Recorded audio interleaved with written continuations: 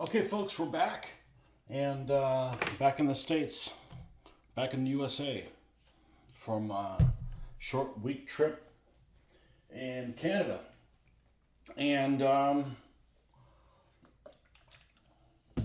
unexpectedly ended up picking up some stuff in Canada.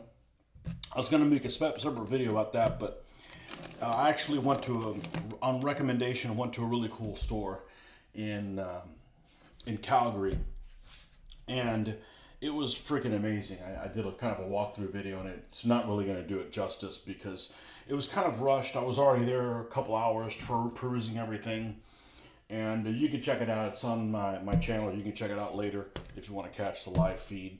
But I was very impressed with the amount of historical stuff that they had. It was just on a fluke. So I did pick up some things. I could have picked up a lot more things, but I used some restraint. And no accent detected, but there's still time to apologize. Yeah, so I'm going to do my Canada review as well from an American standpoint. Although, to be honest with you, I didn't go to all of Canada. I just went to a small subset of Canada. So my experiences may not be representative of the entire country. But when you guys visit New York, we're not New York either. So don't New York by Florida. But we can talk about that as well. It went really well. It didn't go well enough like I'm going to move and I'm going to go back there. But it was a very nice trip. And, I did pick up some stuff. So I did a video on the Century Box store. It had more historical. First of all, it was a huge game store. And I'm like, okay, so you got your bolt action. Every 28 millimeter this and 28 millimeter that, and fantasy this and science fiction that. And I'm like, okay, no big deal. And then I see this little staircase that goes up and says historicals. And I actually did it out of order. I actually saw the historical stuff after I did the whole store. But I'm like, okay, I know some of you guys only watch maybe the first 20 seconds, go, he's just talking about the same old thing. So I put the historical stuff first. I am impressed. Now, I didn't look in detail with any of the 15 millimeter stuff, so I don't do that stuff anymore. But they had a large array of minifigs. Can't even remember the things anymore. I forgot what the hell they are. Well, several different manufacturers of things I'd never seen before. So really, really impressed. They had GHQ, Micro Armor. They had Plastic Soldier Company stuff. They had, and then they had games that were out of print and all kinds of stuff. And it was all pretty much in a dust-free environment. That's the thing that was really surprising. I thought it was going to be an experience where it was like, okay, we have a lot of games, but these haven't been touched in a while. And anyway, so I talked to the guys there. I said, hey, I'm going to do a video, and I'm going to, show people that you guys have a hell of a great store. And they were like telling me, yeah, this area, the historical area up there, is really the owner's kind of pet project. It's not the one that makes any money. I'm like, well, I figure that is, but better watch your mouth. He is the owner. I could have told you that. The historical stuff is not where it's at. But anyhow, so I'm going to talk about the things that I got, which was 5 things. It's nothing super, super, super exciting, but I'm like, okay, well, I'm already when in Rome, I might as well get it. But my first interesting thing that happened in Canada was at that store. I go to the store and I buy. Well, let's talk about what I have here, and then I can talk about what happened on the way. So it is not super exciting, but I will go through it anyways. All 20 millimeter stuff, of course. I was actually surprised to find this stuff from a company called Platoon 20, but it is made in Canada, or it used to be made in Canada. And Eric Gray, welcome. Mr. Joe, of course. Platoon 20 is a company that I think is still made in Canada by Rapham. Oh, here it is in Ontario. And I picked up a M8 US armored car, which I've been wanting to get my hands on one of these in a long time. It's very hard to find an affordable price model of one of these. So I got that one, and of course its smaller cousin, the M20 armored car, and I just noticed it's got a crack in it, so hopefully we're not missing any wheels or anything like that. It's not like I'm going to go... Let me get back on 2 flights and ask for my refund. and an M8 gun motor carriage. All these things are really useful for skirmish war games because they're all open topped, which means the infantry can shoot at these guys, and it's not like they're just sitting in some kind of armored tin can, and the ground pounders can't do anything to them. So we got those three from Raffam because it's not something you can normally see. And then I had no intention of getting this, but I noticed they had this at a really good price. Now this is Canadian, so this is $22.99 Canadian, which is, I'm going to do my math here really quick. It's about $18, something like that. I'm like, for 3 tanks, yeah, I'm not going to pass that up. I don't know whether this is old pricing or I don't know, but I had that. I picked that up, and then I'm like, well, I already got some recon stuff, so let me pick up these M5A1 Allied Stuarts.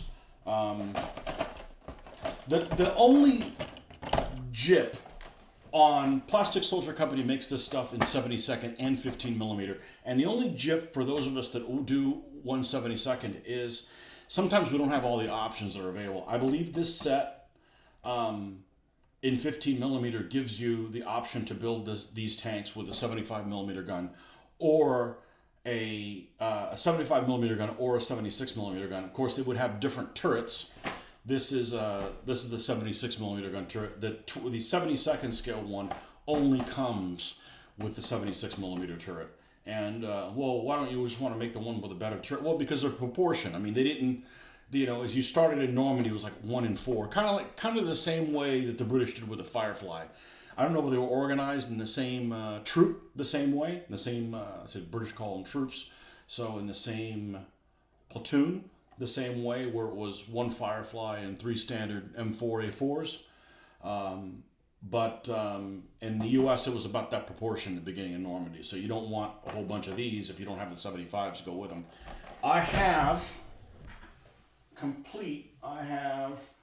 1, 2, 3, 4 76 millimeter gun, 75 millimeter gun Shermans, and 2 76s.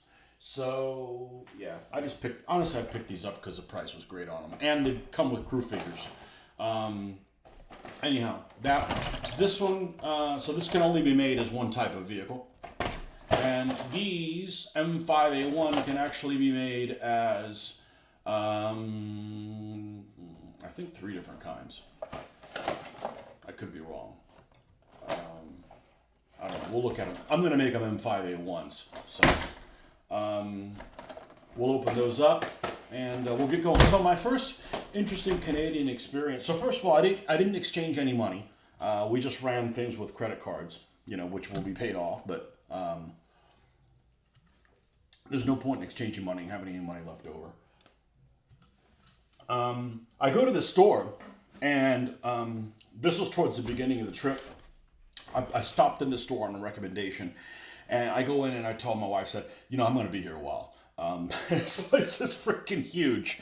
And she said, okay, we'll take an Uber back to the hotel and just come back to the hotel. It was all in downtown Calgary, so I spent a couple hours there. And I go and make my purchase, and do I still have it? Yeah, it's here somewhere. Oh, here it is. Is it this? Yeah. So I'm like, do you have a bag? And the guy says, no, the government does not allow us to reorder any bags. And I'm like, what? No bags, no paper bags or anything? I mean, I got all this stuff and I don't want it sloshing around in the car. And he finally came up with, I don't know where he got this from, this is an illegal Canadian bag.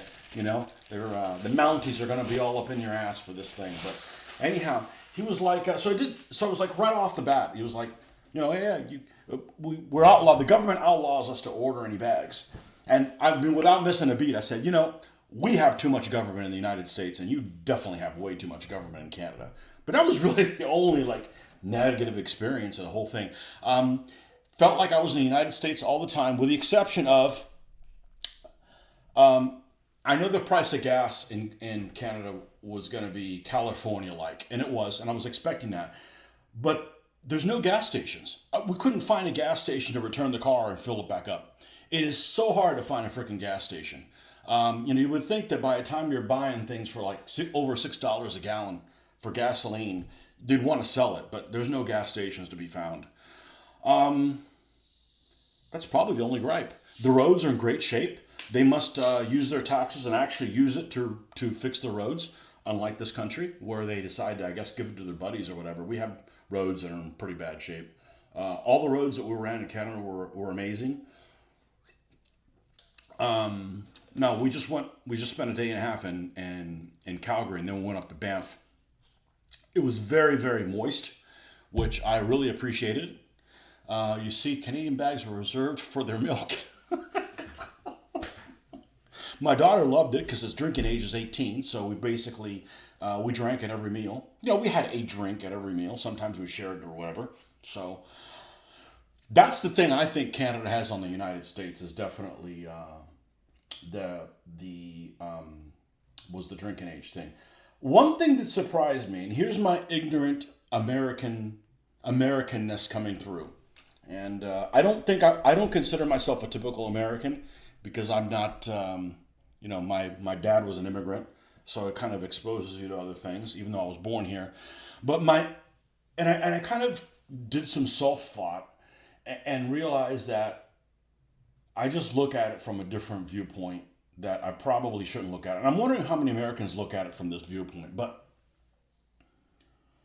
I just assume that the United States is the only country that's a melting pot of cultures and races and ethnicities. I just do. I just figured that, all other countries are more homogenized. You go to Germany and you see, German looking people, not people from all kinds of parts of the world. So I went to Canada and I hardly found any Canadians.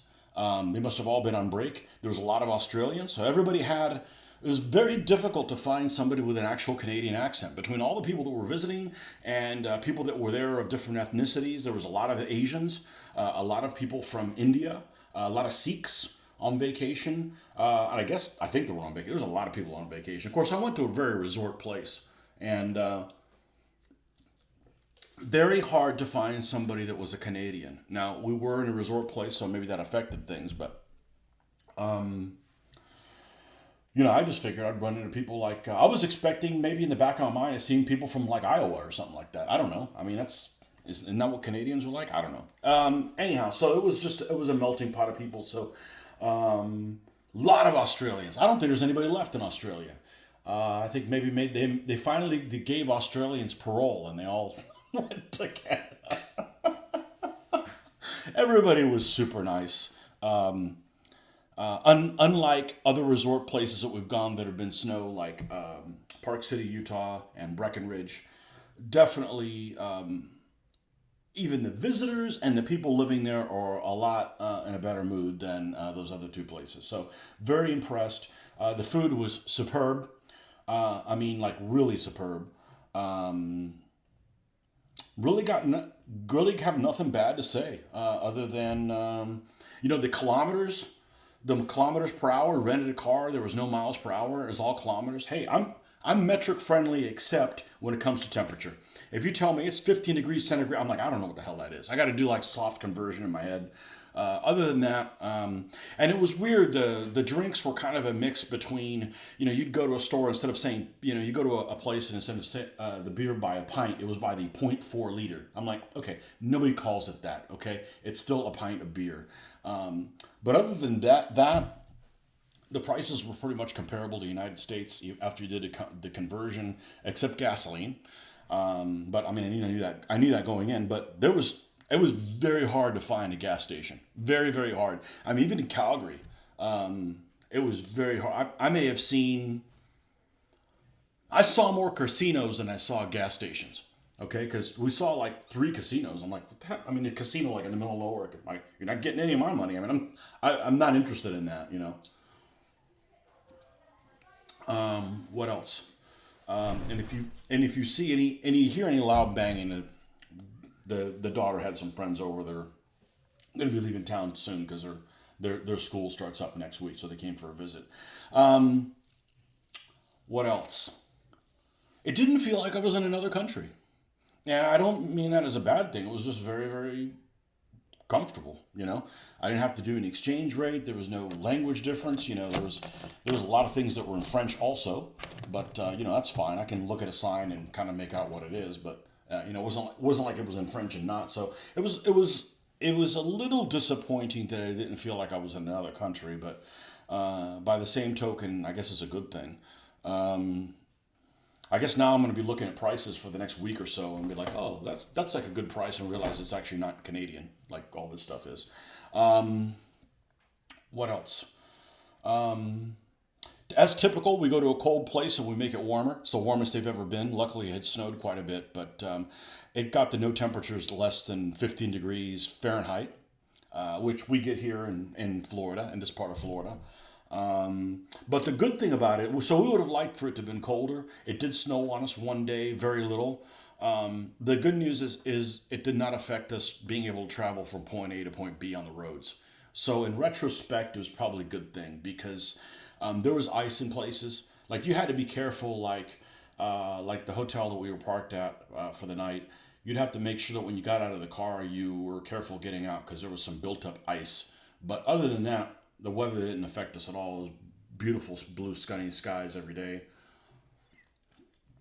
Tried to go to an Irish pub, and I don't know whether this is every pub or maybe the Irish in particular. I got to rip on the Irish. It was like 80 degrees in there. So it's like, and we're talking Fahrenheit, okay? So you guys can do all the other conversion. 25 degrees centigrade, something like that. 27 degrees centigrade.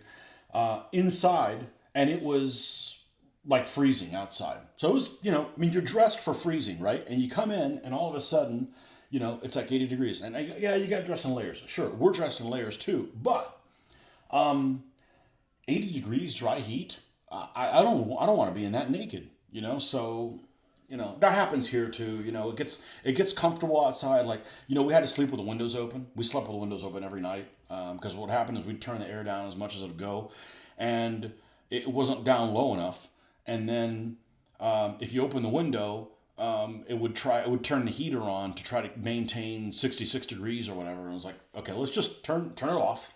We're going to save the earth by turning the air conditioning off, everything off, and just sleep with the windows open. And the windows, of course, they wouldn't crack as much as we wanted to, but it got to about 60 degrees in the room, But it was wonderful. I mean, in other words, you went inside a store and you felt like crap because the heater was in. Stepped outside and it was like freezing degrees, and it was just wonderful, because it was like, wet, which is what we're used to. So,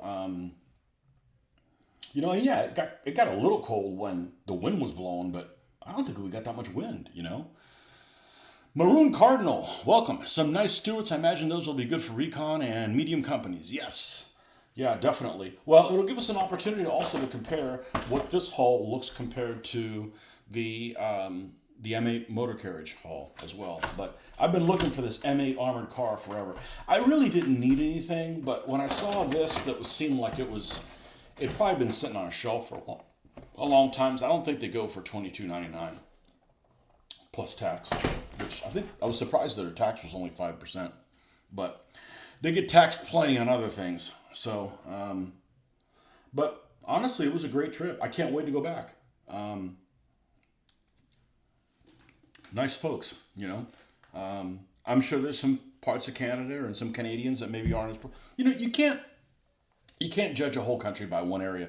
Just like I'd hate for somebody to come to the United States and go like, oh, everybody in New York's an asshole. I said, of course, it's New York.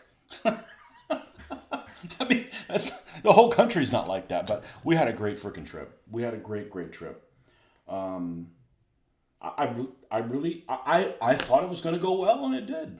It was just kind of laid back, and but yeah, that's my one ignorant Americanism. I just assume that America is the only melting pot. But I mean, every country's a melting pot now, except maybe Japan or something like that. There's people from all parts of the world that are live in a certain country. So a Sherman can give you a nice edge. I think these come with the hedgerow cutters. Well, let's open this thing up, okay? And you guys can check out that video of Century Box. It's truly amazing that a place like that exists. It was like I stepped back into 1990. It was crazy. But they did admit that the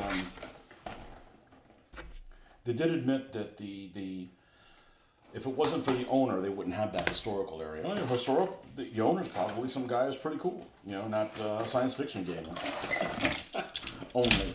Okay, so let's take a look at what's included in here. And I love Plastic Soldier Company. I only have one gripe about plastic, a quibble and a gripe. My quibble is that their instructions could be better. And you think, well, Tony, how can these instructions be better? They're really clear. Well, they don't include all the steps. And I don't know if that's the case on these vehicles, but they don't necessarily include all the steps that go in them. They don't throw me off because I missed the Root movie reference. Well, if it's a reference to that movie, I am not a fan of that movie. So, how does it go? Yeah. I'm not a fan of that movie. Sorry, I only saw it one time and it was a little bit too hippie for me. But I will give it another shot, as I've said before. I like all the actors in the movie. I just don't like the vibe that movie has. Anyhow, yeah, you can make an M5A1 early production, a mid-production, and a late production. And of course, I got to read up on what these things are. So my quibble is that they don't give you all the steps. They may do that. They may do it in this one, but I've encountered ones that are incorrect. Okay. My gripe is that you get 3 hulls, 2 sides of, you've got, so the green stuff goes together, the red stuff goes together, and then the blue one I think is for this mid-production one. You almost have enough plastic to make, this allows you to make 3 vehicles, like basically 1 for each sprue. And you have all these extra stuff that, like, man, if I had 1 extra turret, I could make another vehicle. So it has really nice stuff that I hate to not use. But, it is what it is. Really, are those 2 things really complaining-ish? Not really. I love their stuff. They have great plastic that has very... it's not very brittle. It's pretty lubricated, for lack of a better word. They don't snap off easy. So, and it does give 1 U.S. commander figure and 1 British commander figure. These are not going to be British, probably.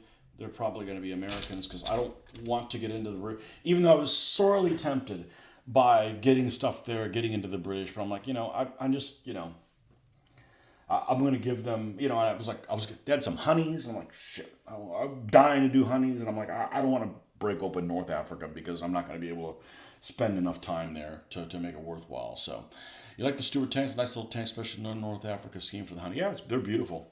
They're cute little bastards. So, this is what we picked up for them. Got decisions to make. I got to find out which version. My gut instinct is to make 1 of each, but... I don't know. I need to do some research on it so that I can be informed, so I can live with myself, so I can sleep at night. Oh yeah, the beds were great. I usually have a problem sleeping in any bed other than my own, and the beds were freaking great.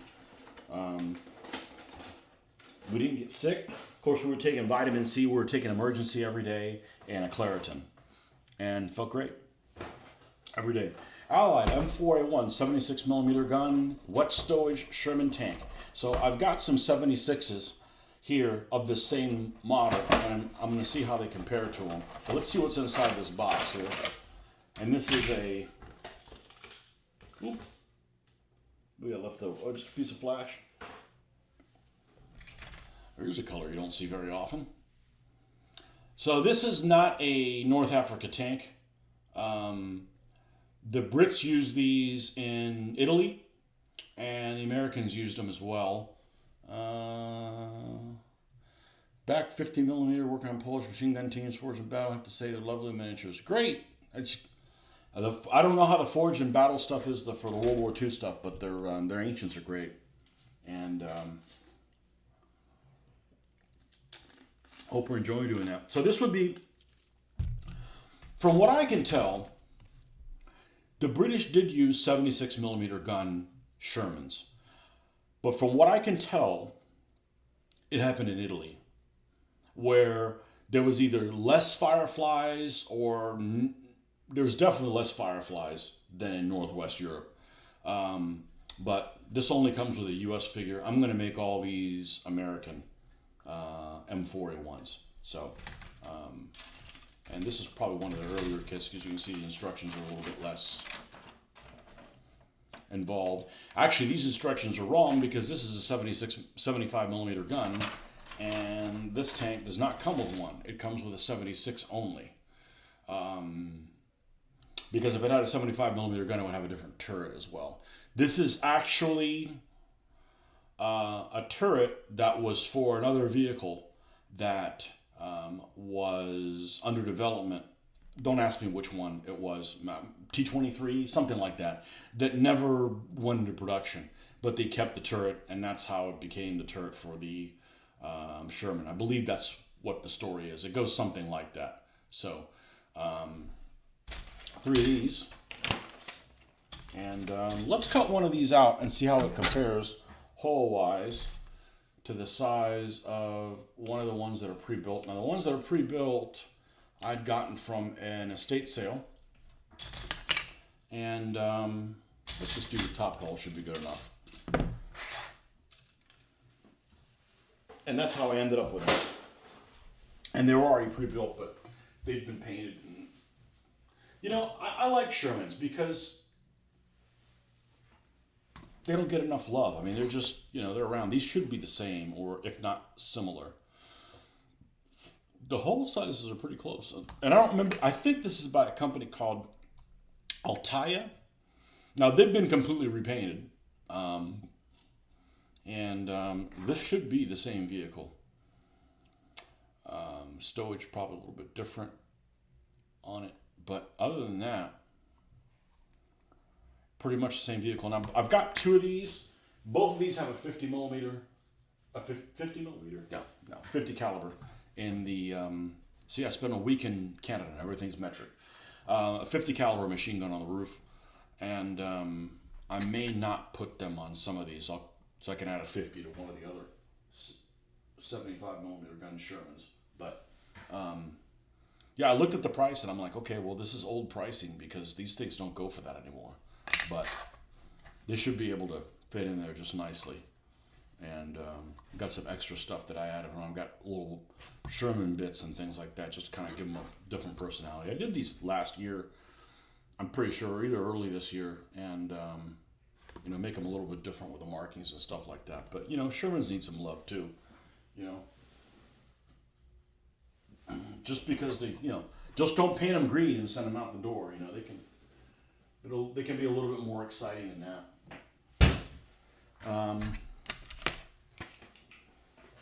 And of course, the 3 things from Ratham, which this M8 armored car is so hard to find. Let me take a look at this hole as I talked about it. Let me take a look at this hole for the M8 gun motor carriage and see how it fits size-wise with one of the Stewies. Because this is a Stewart hole. I believe so. I don't think it's anything else. It might have been an earlier Stewart hole, like an M3 variant one. I don't care if they're not the same size. I'm going to use them together. And let's see. Any of these are... It's pretty darn close.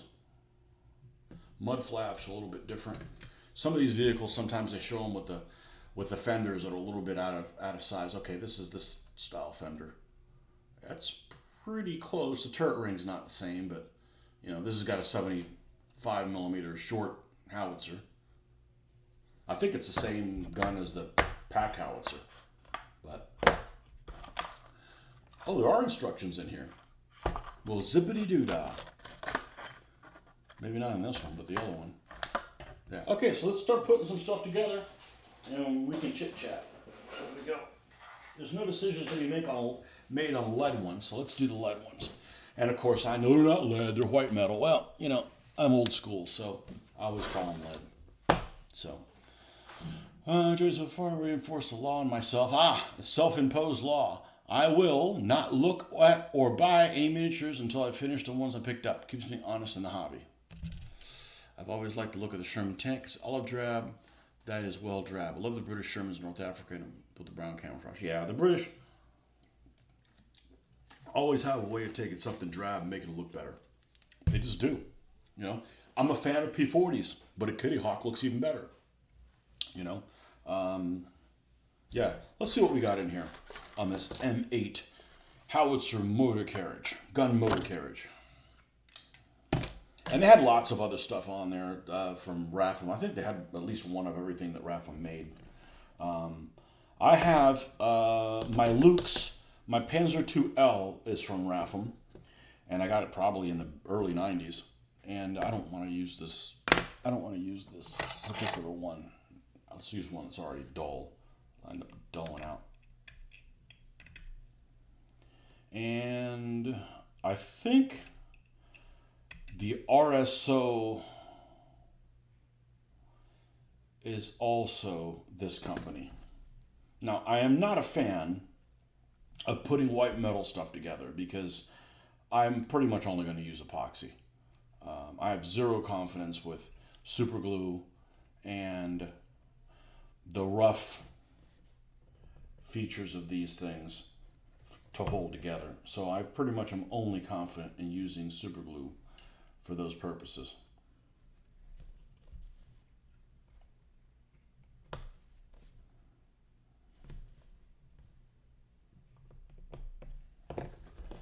But yeah, pretty much everybody in Canada was friendly. We went out to one place that was kind of out in the field called, I can never remember what the hell it's called. Akatosh Erratic. It's just basically rocks in the middle, just south of Calgary.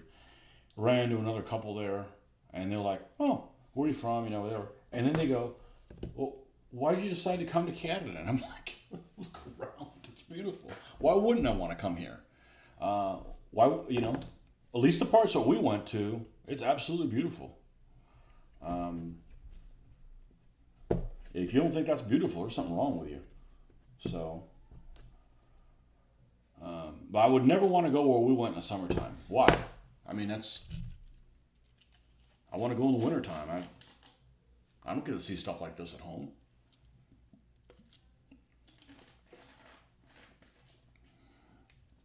Yeah, the super glue used to suck, and then they came out with this product called Zap-A-Gap.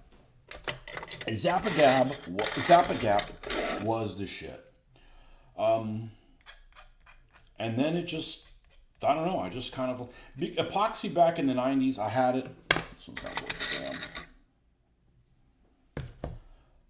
I had it, and I wasn't a fan of it because when you try and squeeze a tube and you get two of them the same thing, you're never going to get the same amount coming out of both of them.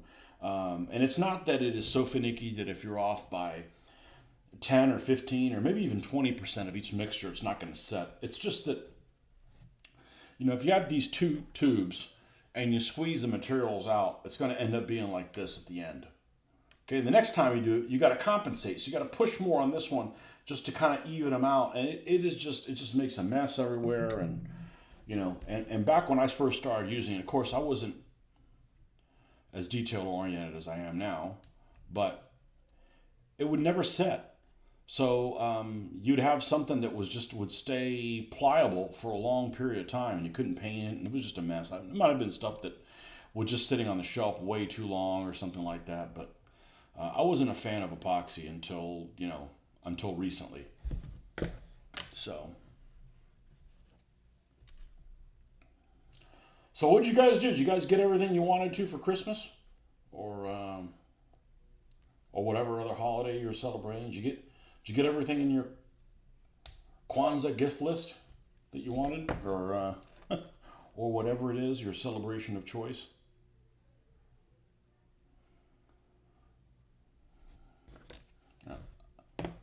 That didn't last long. So, well, I got plenty of these. Let's just use one of these good ones. As I always say, you know, if you use a blade that's not sharp, it's very dangerous. Well, no, the problem is you got to put a lot of horsepower behind it. And then you're over, you could do some damage to yourself if you're not careful.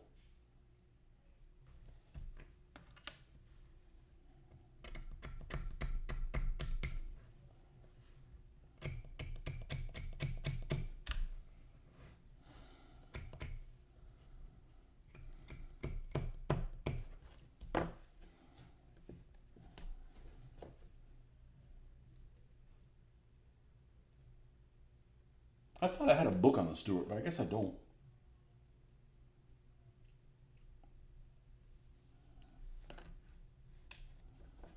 Now here's the 50.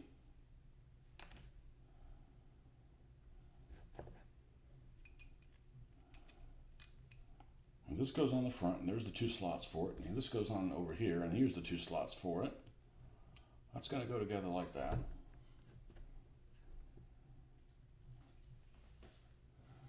This is going to go on the front. This is the breech.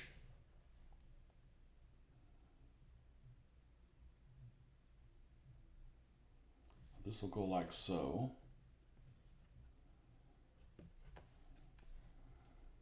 Here's the ring that the 50 goes on. This is the mount for the 50, which no doubt is going to go like this. And the 50 goes on there. Okay. And what the hell is this? Okay, this is the ammo box for the 50. Okay, well, figured out how all that went. Oh, and the turret ring, of course. Which, does it fit nicely? It does. That's a nice little model. Nice little model, miniature. Got Norway 44 GMT. Picked up Holy Grail Game, Operational Studies Group, Library of Napoleonic. Well, that's a long one. Operational Studies Group, Library of Napoleonic Battles. Last success, which was an 1809 Danube campaign. That was the last success of Napoleon, was 1809. I'm gonna just go watch the movie and see if they got that right. I'm kidding. I don't want to have anything to do with that movie. All right, let's take a look at a 50. I believe the box is on the left-hand side of it as you're shooting it. That is correct. Just leave a Shermie out here. And they don't have nicknames on them yet, but that's the one thing I didn't know what I was going to do with them, so we're going to put nicknames on it. You've heard Napoleon movie was horrendous. I will not watch it. I will when it's free, expecting it to be a shit show. And I bet it won't be as bad as I expect it to be. But I still won't like it. I hope I'm wrong. Okay, and then this glues in here, right? Now this thing looks like it's going together pretty well without the glue. So that's a good sign. The question is,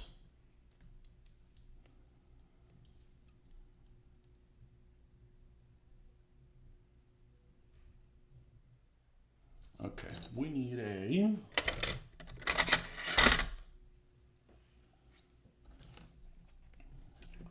of all the things that I dislike the most, taking off flash is my most disliked thing. I just feel like it's the responsibility of the manufacturer to give my unrealistic expectations. But it's not very heavy. It makes priming seem pleasurable.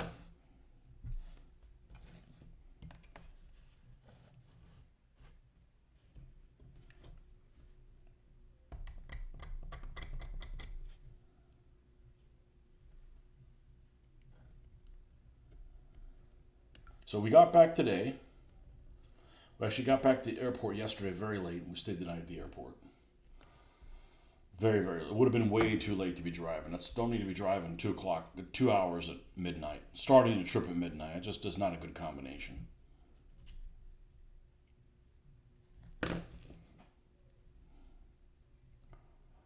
Not a good combination at all.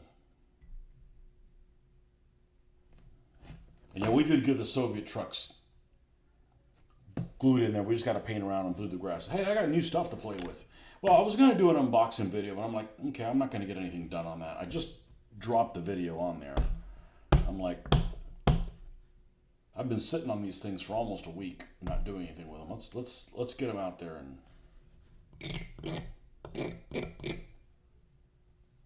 let's have some fun with these little guys.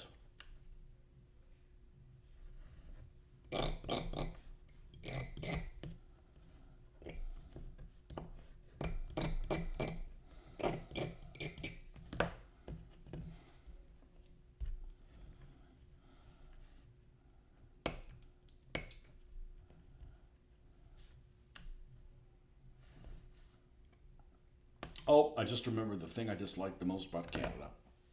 They put ketchup on their ketchup. Come on, folks.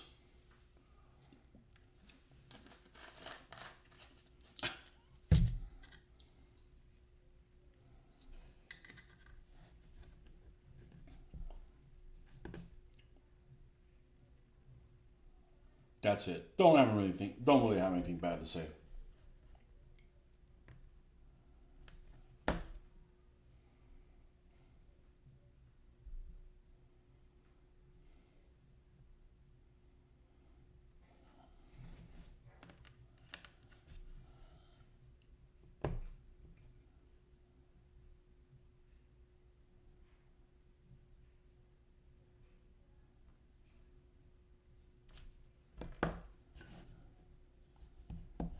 Okay, I think we're ready to put this thing together with some. I almost said a hot glue gun. I don't own one.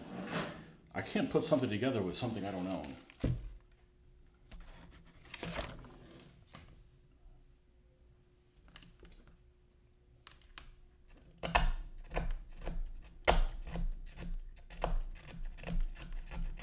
I don't know what day of the week it is. I think it's Wednesday. The time change wasn't too bad. It was only 2 hours.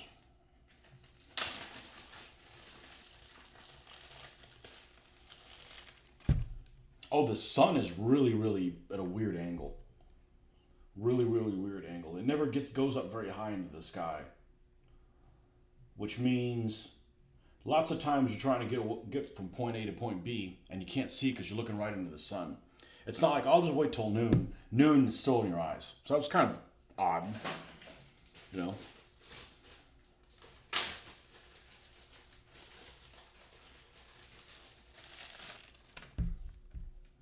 Didn't see any wild animals other than some mountain goats. No, not mountain goats. Bighorn sheep. What else did we see? A couple mule deer. No meese. They were elusive. A little disappointed, considering we were in fairly desolate country for a good part of it. You know, those places that, you know, if your car broke down, you know, you have no cell phone signal to call for help, so, you know.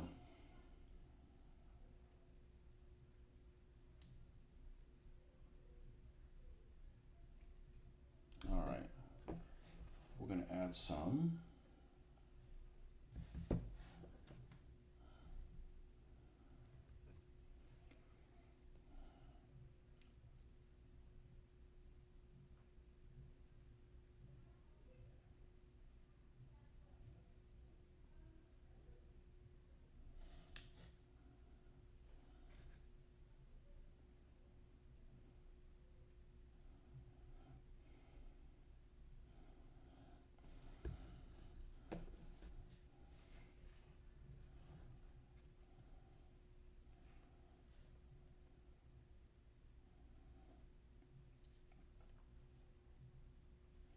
But unfortunately, don't have anything, or I guess fortunately, I don't really have anything super interesting to report.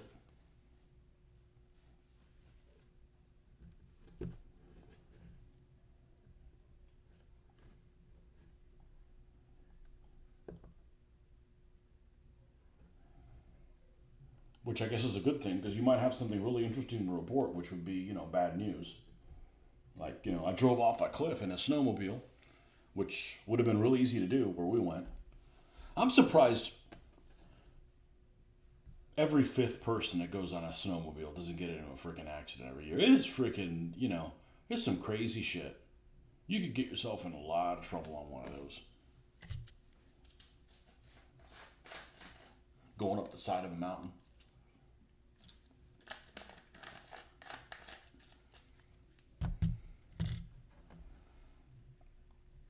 You get in a lot of trouble, you know, just being careful and sober on one of those things.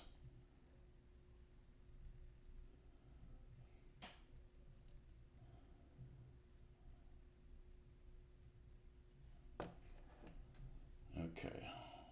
This guy. I think we can put these two halves together. Let's do that.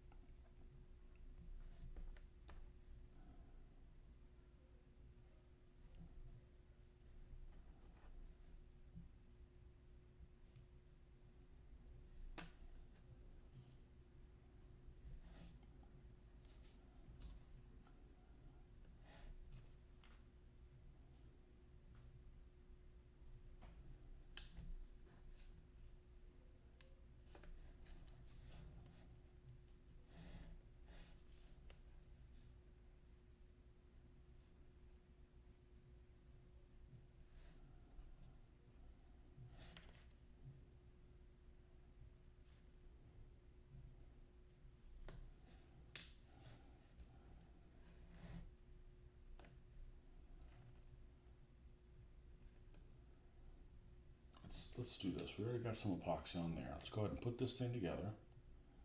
Okay, that's where it goes. And we'll put this here. This is one of these things that'd be a lot easier to do with out of plastic.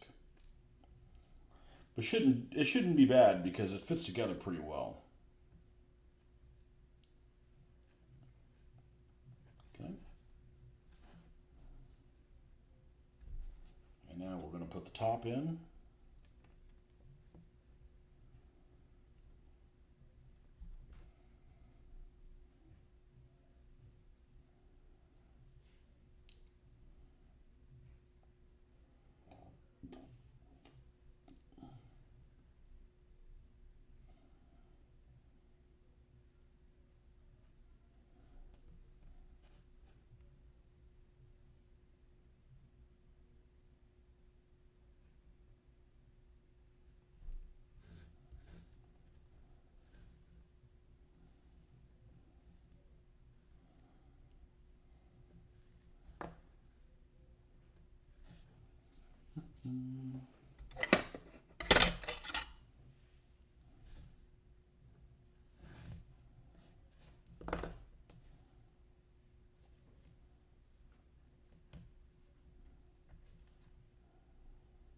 Why isn't this actually fitting on here?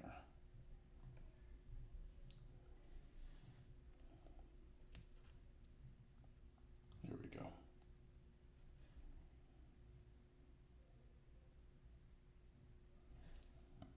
Sometimes these white metal things, they just don't, for whatever reason, they don't fit in as well as they should.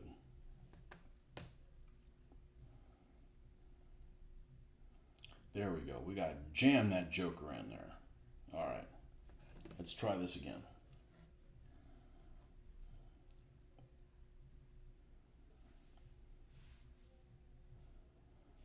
And epoxy is a lot easier to use than super glue because super glue is like it doesn't glue, it does not glue, it's not glued, it's glued and you can't move it. It's like you have zero opportunity to work with it at all.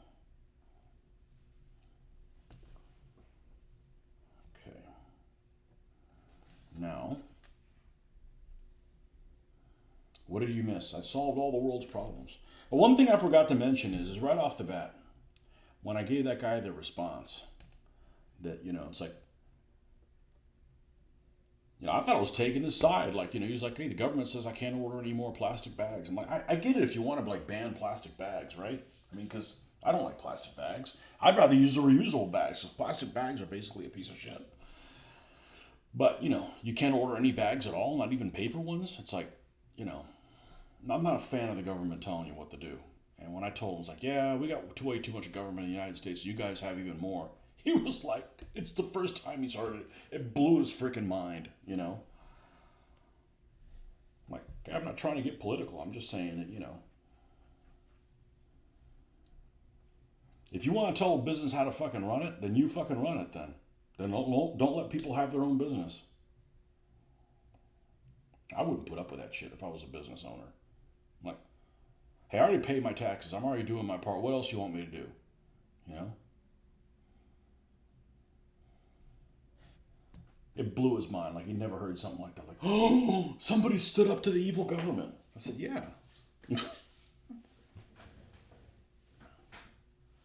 But I'll tell you this.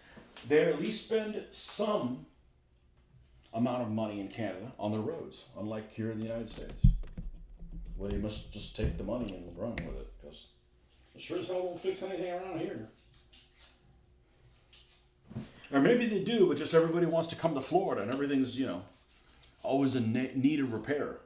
And you can't say, hey, well, it's because of the snow, because there ain't no snow here. That hand sanitizer worked on epoxy too. Amazing. Okay.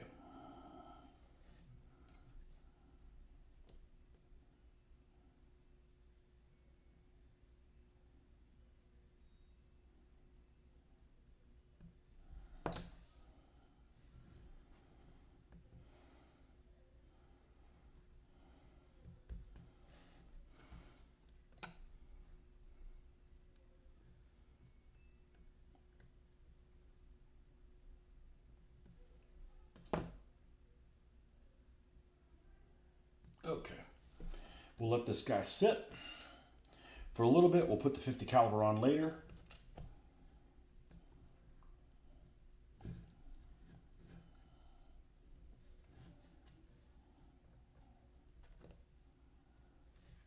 And this guy's pretty much done. We'll save this little spot, because that's what we're going to glue things on.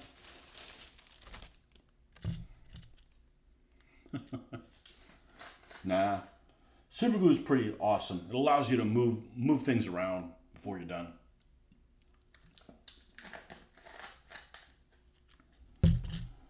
All right.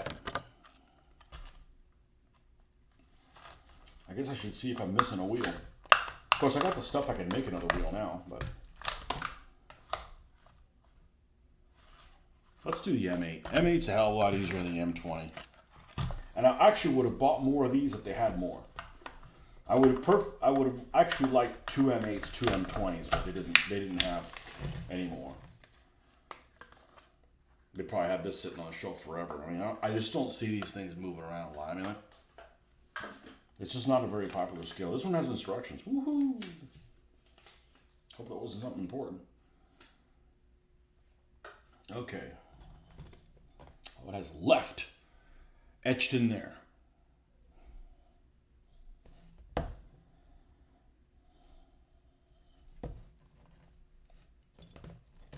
Holy, lots of parts. Now this is the stuff that I think is unnecessary, where they make you put like part of the suspension on there, because all it does is give you other parts that may not fit well together, and then if you put too much pressure on them, you'll break them. So,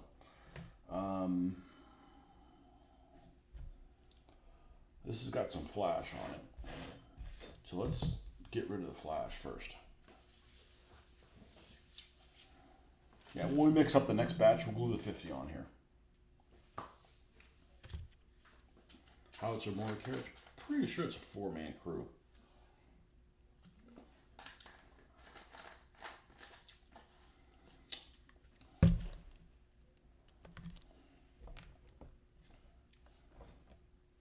Okay.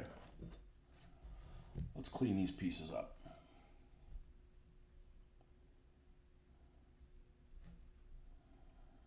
Yeah, gas was really expensive as I expected, but man, you couldn't find a gas station.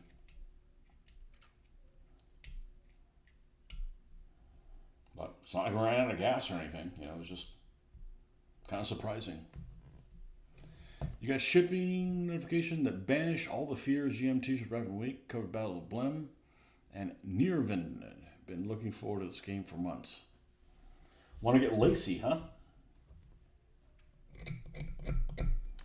I'd say that's probably the least popular period that I can think of. For something major. I mean, there's like probably something that's a lot less popular than that, but like Indian-Pakistani Wars, 1971 or something like that. But for a period that had like battles that people have heard of on this side of the world, I'd say Lacey War stuff is pretty. People are really uninformed about it. Let's put it that way. So, they do have cool flags in that period. My only gripe would be that most of the countries are dressed similarly. The colors of the uniforms might be different. The facings of the different things might be different. But by and large, everybody's wearing a tricorn. Everybody's got a musket of some form or another.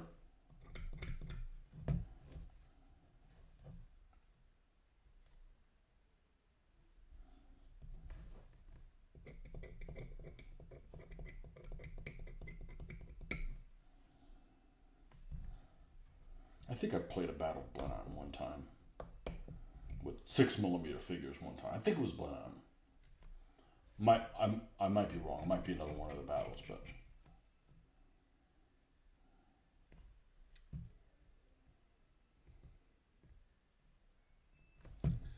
Under the Southern Cross, which is Naval Battles of South American Independence,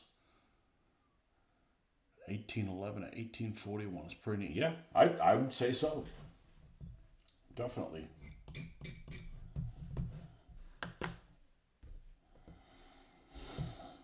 Okay, there's that hole.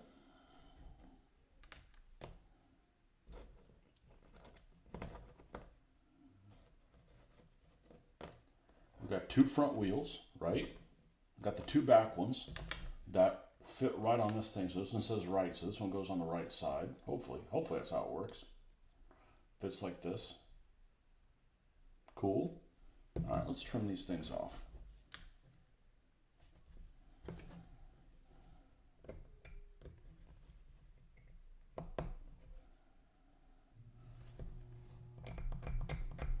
Yeah, I'm not a fan of sailing ships only because to the naked eye they all look the same to me. In other words, if you're doing like say Battle of Jutland, you could tell the difference between the Lion and Seydlitz. You could tell the difference between Derflinger and Tiger. You look at a sailing ship and okay, yeah, that's a 74 gun. That's a frigate or whatever, but a 74 gun that's French and one that's British, they don't look different to me. There might be, the different openings on the cannons or whatever. It might be, the British I think painted theirs yellow, and I'm not sure what color the French did. And the only reason I know it was yellow is because I built one. But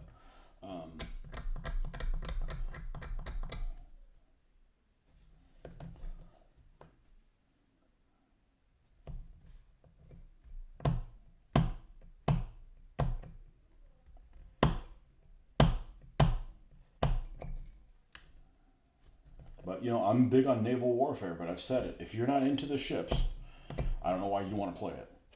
Because it's all about, being able to recognize that stuff and using the advantage of one versus another. If it's just like, just stuff to you, I don't think it would be very interesting.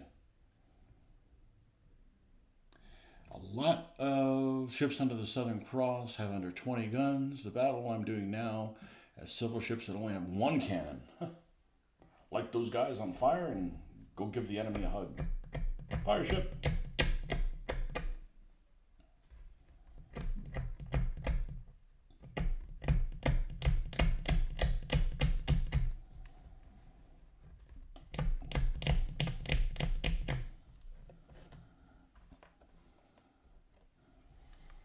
Okay, this is the back.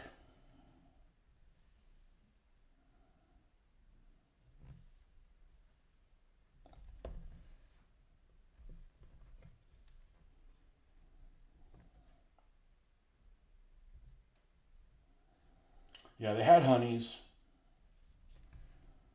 I just decided not to open that up. Because then the next thing you know, I want to get the M4A1 Shermans that the British did. Although I'm not really interested in Alamein. I'd be interested up through Crusader. 1942 battles in the desert just don't interest me as much. Probably because I have every intention of painting my Germans in Panzer Gray and then dry brushing the living shit out of them. With like they're all dusty and stuff like that. I don't plan on painting them gray. I mean, painting them, yellow, so to speak. So it's gonna get loud here. Oh, too late. I warned you. What else?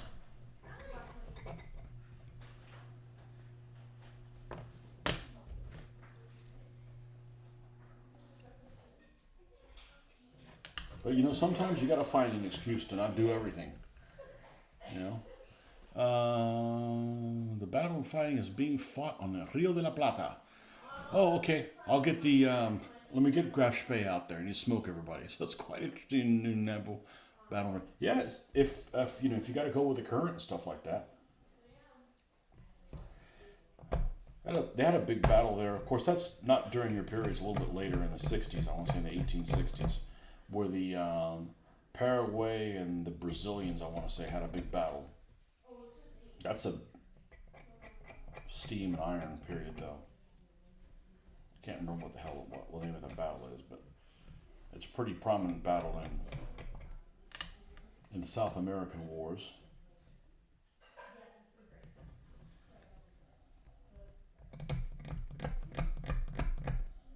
Yeah, I think that war, the Argentinians and the Brazilians were on the same side against Paraguay. It's like, I wonder who won that one. That's oh, this one actually has an interior. Cool.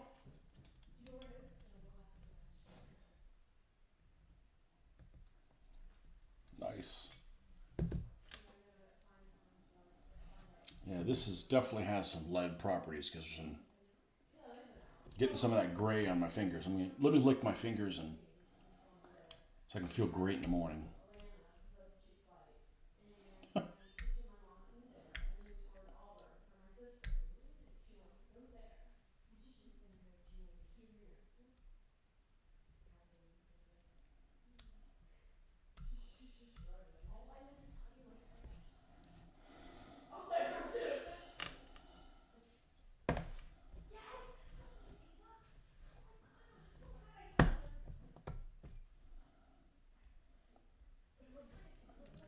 We'll have to do some interest. We'll have to do some research on the Shermans to find out which ones exactly I want to use.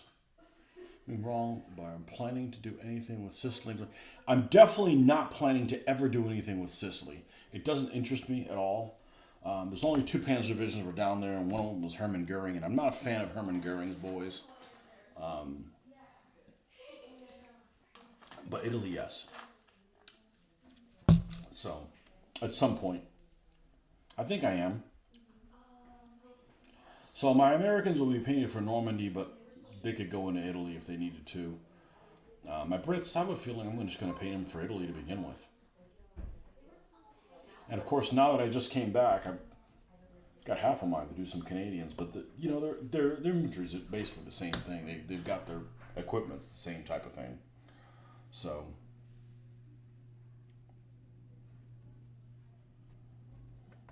hold on one second. I'll be right back.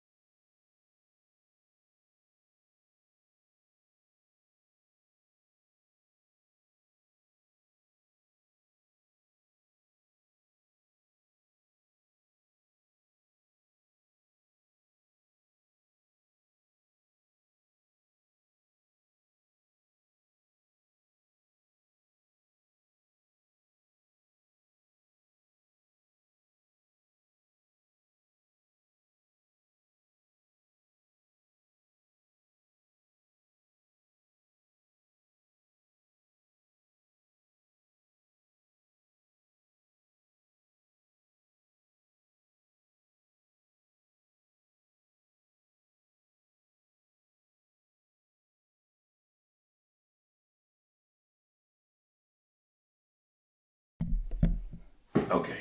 I would have thought you'd jump at the chance to paint blue Luftwaffe division uniforms. Nah, I'm not a fan of them. I don't know, something about them just don't. They just don't appeal to me.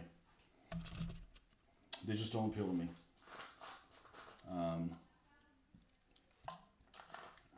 Same reason I'm not doing French.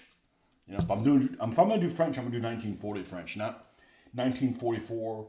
We wear the same shit as the Americans French. I mean, it's just like, you know, not a fan. If I'm gonna do Poles, I'm not doing, Poles in 1944 in Northwest Europe or Italy. I'm not interested.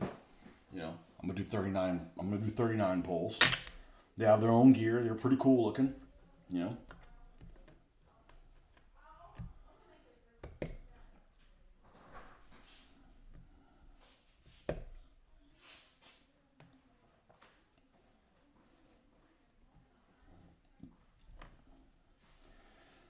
Okay, that's good. That's good. That's good. The old 37 millimeter gun.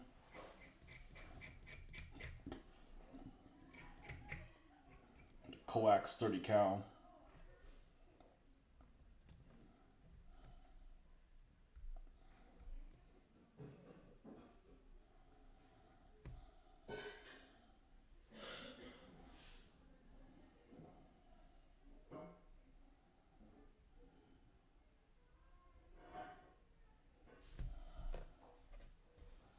Yeah, not really a fan of Gearing's little schoolboys. I don't know. I don't like those Luftwaffe. Well, the Luftwaffe field divisions didn't use it. The Luftwaffe field division just used regular helmets. But I don't like the German paratrooper helmets. It looks silly. You know? Mr. Heine.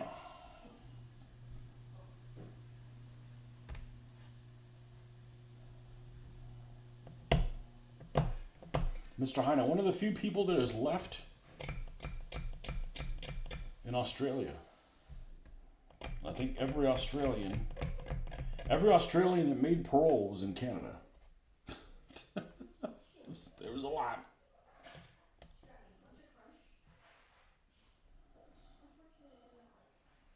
Front, rear. Okay. Let's get something to cut this thing out that's not my good nips. These piece of crap ones would be just fine. I don't need these for anything.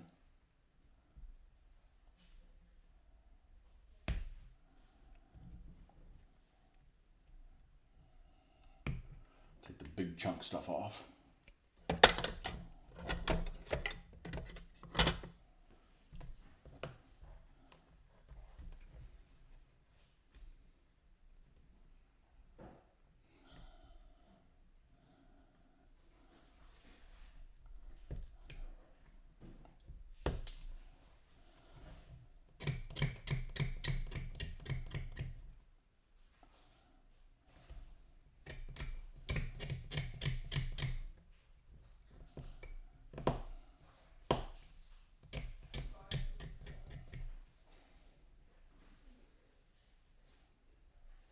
Too cold for me in Canada, Tony, and too many scary animals. Yeah, and those guys don't have a way to defend themselves. I didn't see any scary animals, but man, I don't want to be in a country that's, you can't be fully armed if you're in Canada. I don't care about against other people. I'm talking about, against freaking a bear, man. Get some crazy bear. Hey, I'm a peace lover, but if you're going to come try to eat me, I'm going to try to kill you.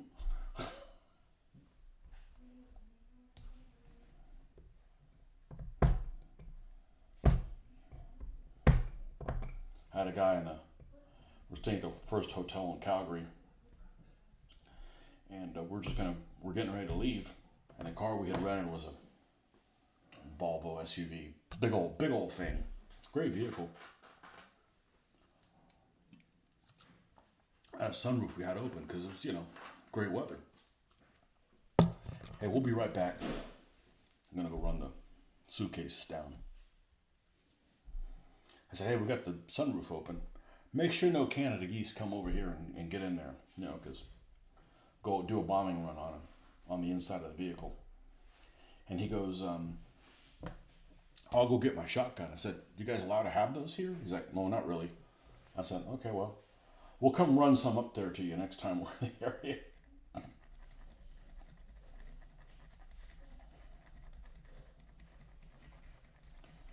I wouldn't consider Canada geese scary animal, though. I mean, it's not what we're talking about, but we didn't see a single scary animal. Or maybe we didn't see it, but they saw us. So we did do a night walk through a canyon at night, which, if there hadn't been a big group of us, I would not have been a fan of, but I just figure somebody else is tastier than me. And I think in the whole trip we saw a dozen bighorn sheep and some mule deer, and that was it.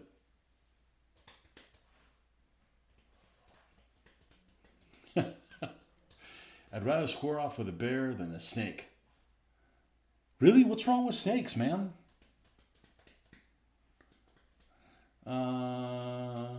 But then again, I'm not fond of snakes from several bad experiences with them. Yeah. I think snakes are cool. I'll take snakes, you take the flying roaches. How about that? I am not a fan of the flying roaches.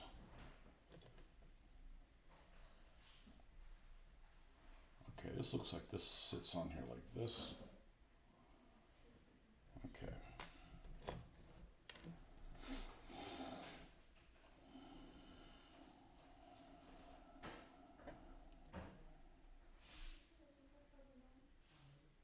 Okay, this is the turret ring. I don't think this got any flash at all.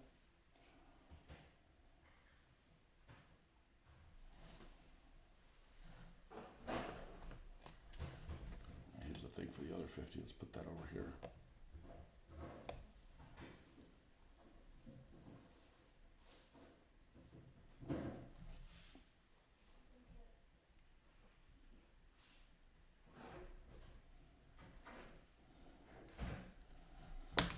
Okay, are we pretty much ready to install this stuff on here? What are these parts on here? This is the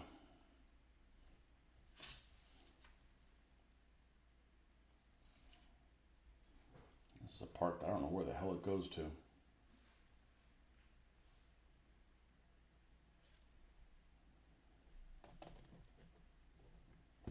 All right, let's just power through this. We're gonna mix another bit. Make sure the wife is back. Let me make sure she doesn't need anything before you get started on this. I'll be right back.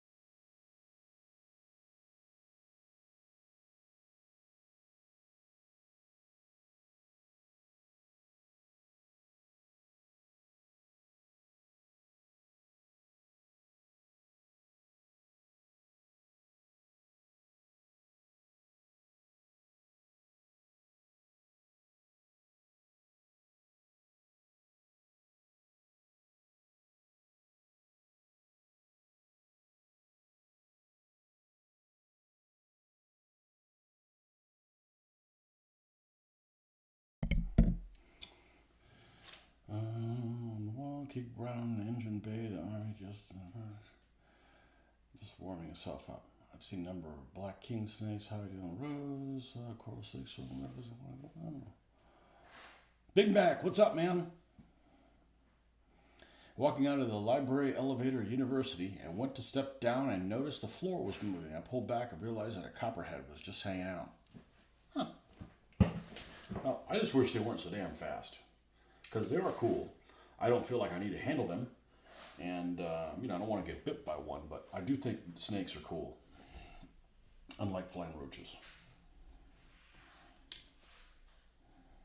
And I haven't seen that many snakes in my life. I'm not out there looking for them either, but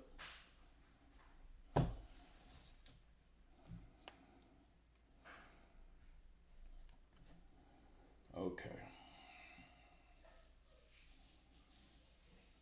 Let's mix up another batch.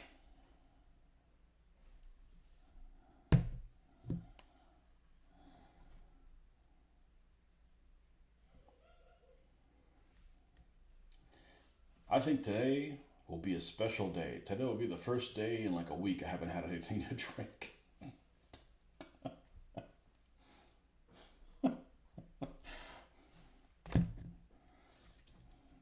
And tomorrow will be the first day in a week I'll need to have something to drink. Actually, we got pretty bad turbulence yesterday, so I definitely needed a drink then. But, tomorrow we got to see. Let's see what they screwed up.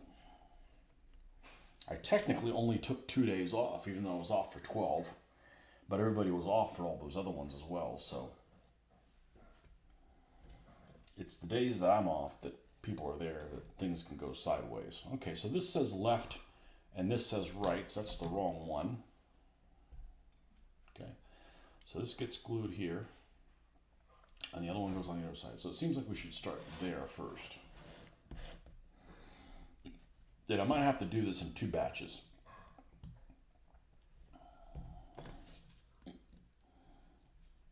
Well, let's start off with these wheels here. Or wheel wells. Spiders you don't mind. How was Canada? It's great. I don't want to live there, but I don't want to live anywhere it's not the US. But it was awesome. It was awesome. It really was.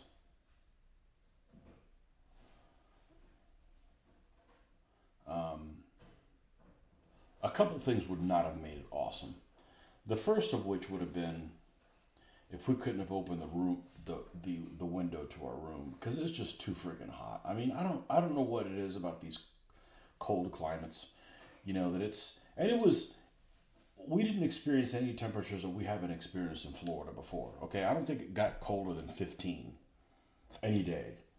And you're dressed for it, so it's not a big deal. And it was nice and moist, so I didn't feel like crap. It was like, man, it feels terrible in here. You step outside and you feel great. You got to wear appropriate clothing. You can't show up in shorts, But this isn't gonna work. This isn't gonna work out. This isn't gonna work out. Just like that. Ooh, this is a bad design. They're actually tilted in a little bit, and they're not supposed to be. All right, well, we'll let that dry a little bit before we go and try to put those on there.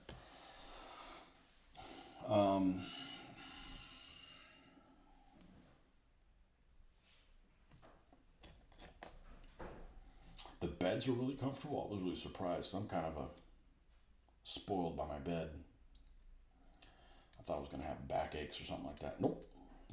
Everything went fine in that apartment.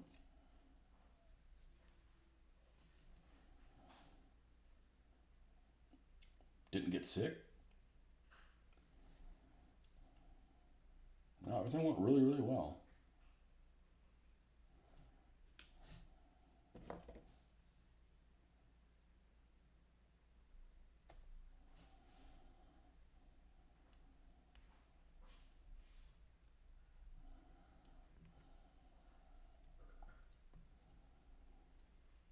Okay. That's going to go like so. And then the unnecessary suspension, which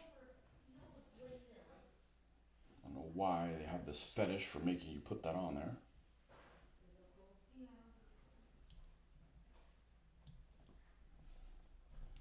this is stuff that I picked up in Calgary. I just did a video just before I went on here about a walkthrough video of this store. It was pretty amazing.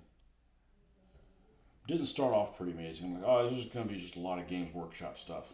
Okay, that's pretty cool, but it's nothing I'm interested in. And then the historical section was outstanding. I didn't need anything. I just had some time to kill. I'm like, well, let's just go check out this store, see what that's all about. Then I'm like, I'm going to be a while. So the girls went back to the hotel, and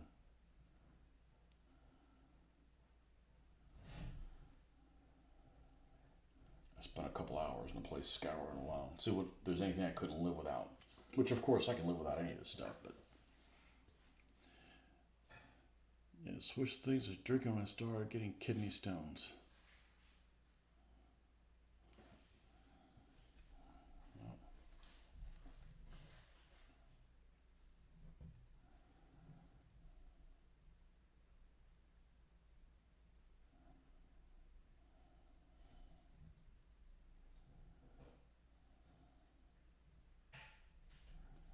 But then, I didn't go to all of Canada. I just went to the part that I went to. So, there's other parts that maybe wouldn't have liked them more as much. Or maybe I would have liked them more, but, we're definitely going to go back. It felt like metric America. just didn't feel like another country. And that's a compliment. Now, it went really well. They're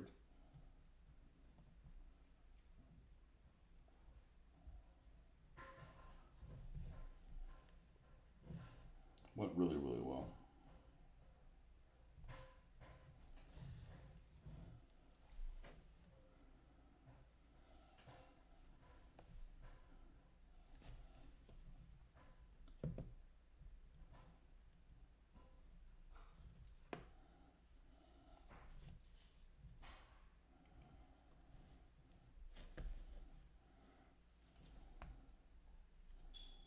This is, well, I'm not a fan of these white metal things. They just don't, they sometimes will tell you how things go together, but then they don't give you like any prongs, to seat them correctly. But hey, this ain't my first rodeo.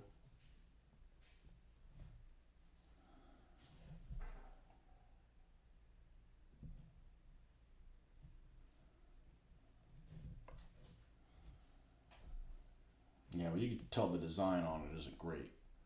That the wheels are turning towards the inside, and they shouldn't be that way. But hey, it's just a model. I'm gonna let this sit before I glue anything else to it and create other issues. All right, let's get some of this stuff on here. I'm building. This is an M8 U.S. armored car. Got all American stuff. They didn't have any Soviet stuff that I needed. No model kits. The closest they had was these plastic soldier stuff, and these. So I got all American stuff, because that's what I'm doing. I'm doing Americans and Soviets, because I already had them. I don't have a problem doing British stuff. I don't have their stuff yet, so figured I would build upon the things that I already had before I start going into a new direction.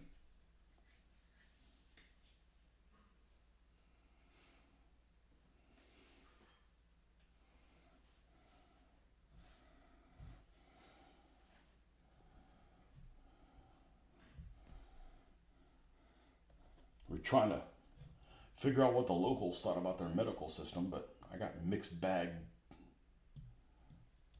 A couple people really hated their system, and a couple people really liked it. So, I guess you don't really know until you're there. It's not like I'm going to move up there or anything. I'm not. Things got to get really bad in the U.S. for me to move somewhere else.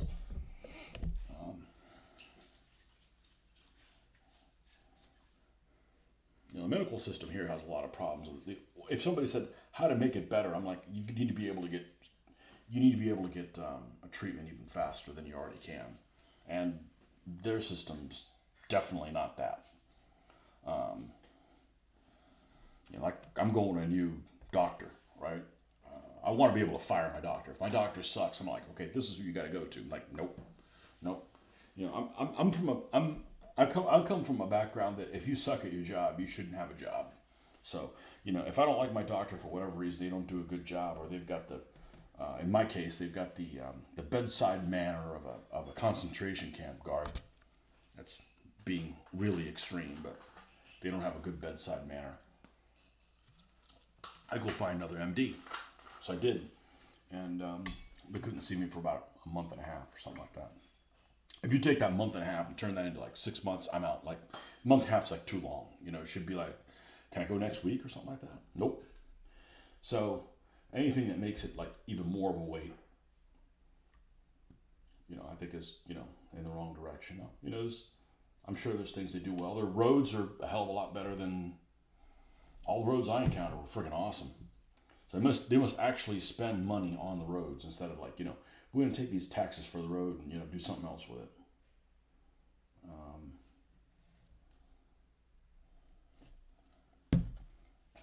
I really like that. I'm sure we'll be back. Too bad we couldn't do a direct flight. We had to go through Dallas Fort Worth, but yeah.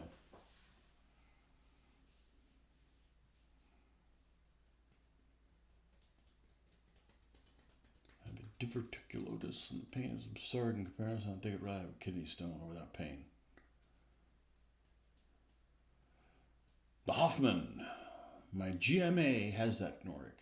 It messes her up for a good 3 to 4 days when it flares up. Well, I'd never heard about it until you had talked about it. Of course, you know, is that really anything? I mean, you know, why would you know about diseases unless you were in the disease curing business, unless you had it or somebody in your family had it? That kind of goes without saying.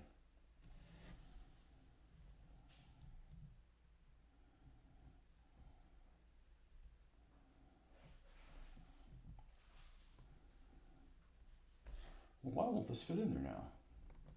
There we go.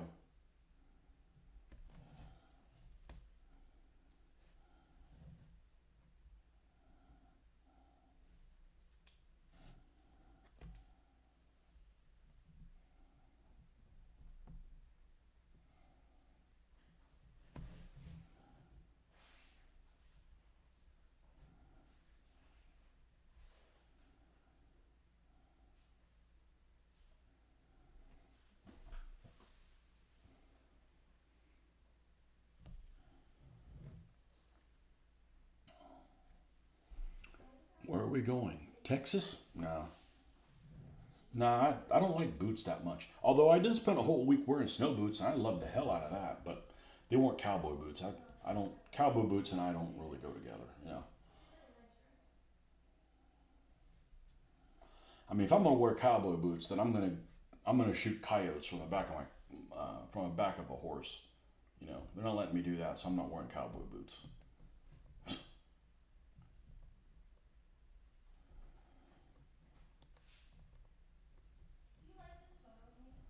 Boy, this thing's really finicky about how it goes in.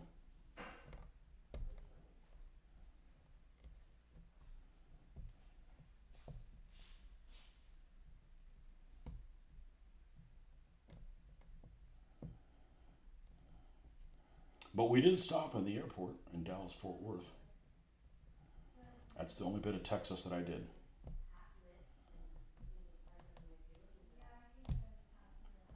Jeez, doesn't want to go in. Doesn't want to go in. Oh, it goes in. Huh?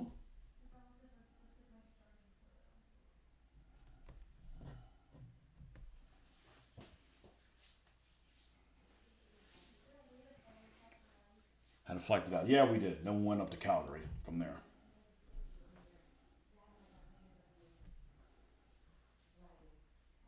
M8 armored car, man. M8 armored car. Little six-wheeled, 37 millimeter armored car. Cute little guy.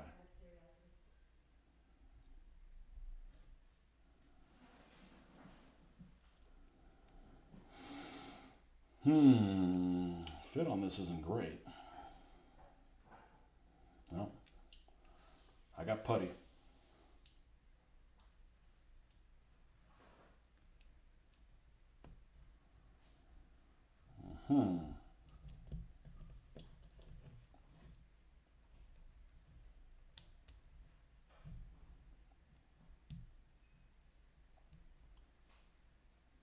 Maybe, maybe the intention is for it to go like this. Maybe.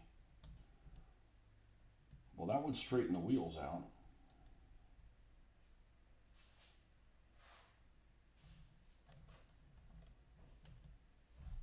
How close are we to be able to make that work? It's sloppy fit on these things. This is actually a very hard model to find an affordable model for in this scale. These M8 armored cars, you can find a model of them. They're like $30 or something like for each one. Like that's why I put off on getting one. Otherwise, I would have gotten one already. Yeah, this store just happened to have this particular model of it here. I'm like, well, I've been looking for that one for a while, but Rapham stuff's pretty rough. You know what? I think this is supposed to fit in between here, but it doesn't really fit. So let's just take a little bit of both sides off. Let's sand a little bit of this off. See if we can't get this guy to fit in there like it's supposed to.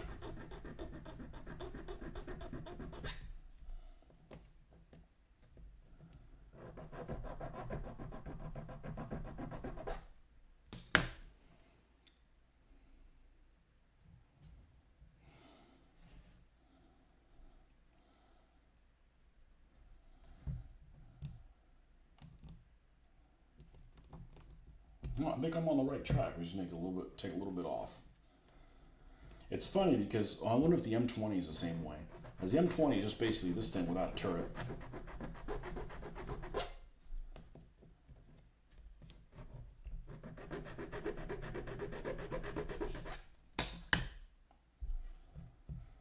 And I would have picked up another 2 of each one if they would have had them in stock, but they didn't.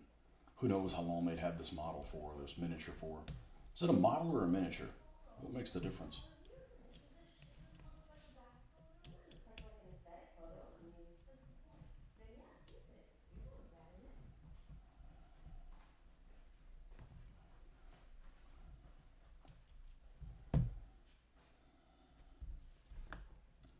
Let's take something a little bit more significant out.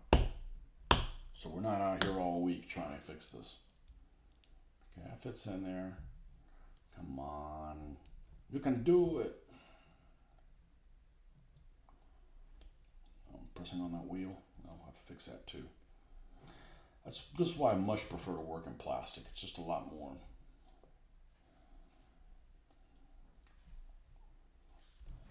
user friendly.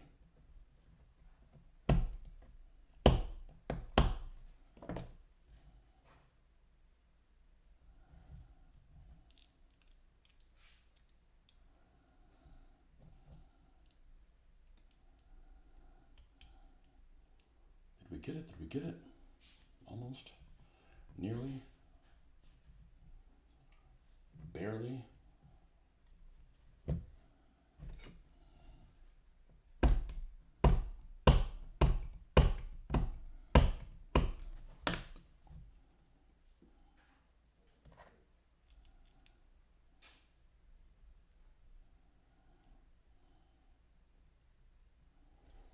Okay, that one, and there's a little bit of this.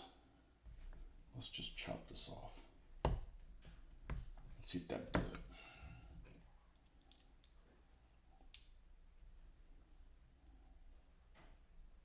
Oh man. So close, so close, so close there.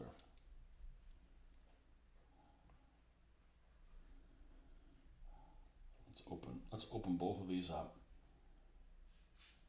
And these have been epoxy, so while it's setting, I still have some flexibility to it.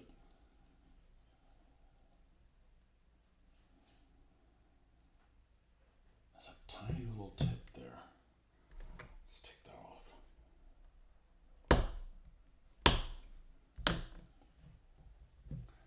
All right, you bastard.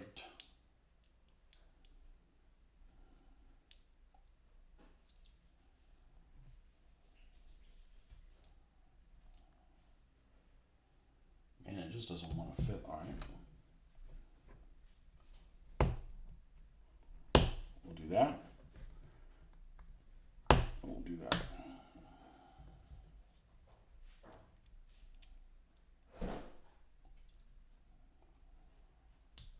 There we go.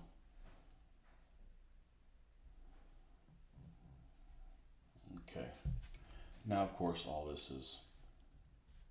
So we'll have to glue that down. What else goes along with that? Let's make sure these wheels are straight. I don't want to have to redress them after it's fully set. Okay. This says front, rear, so this needs to go like this, no doubt. Okay. Cool.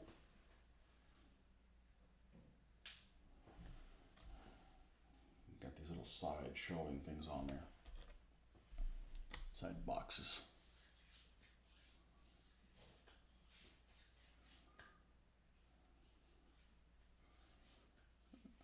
Strippers smell weird.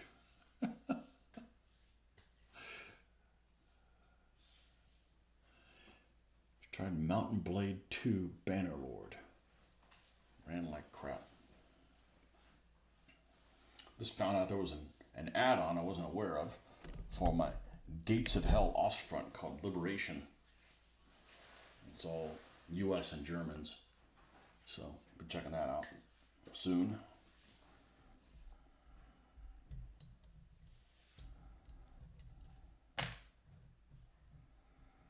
Yeah, I was in Canada, so I was like, man, we should get some, maybe build some Canadians. But it's just like, you know, it's just British units with better teeth that apologize. You know, they apologize for shit they shouldn't be apologizing for.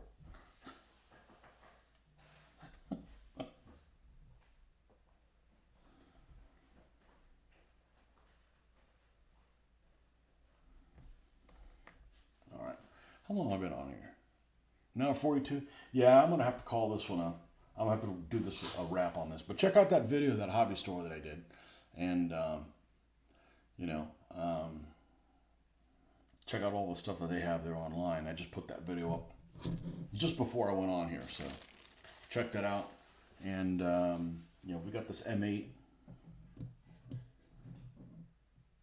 howitzer motor carriage.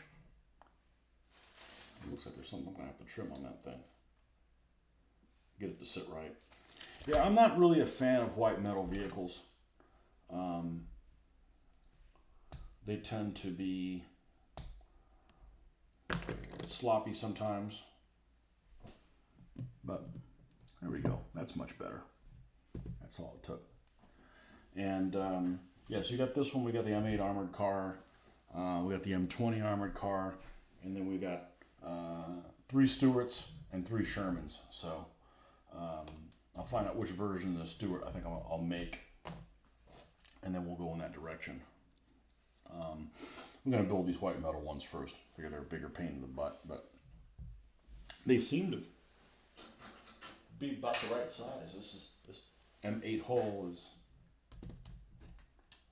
about the same as the Plastic Soldier Company ones.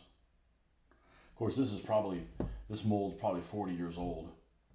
Pretty sure it's from the 80s. So, and these didn't come out that long ago, so there's a difference. But anyhow, until next time, folks, thanks for stopping by. We'll see you guys on the next one.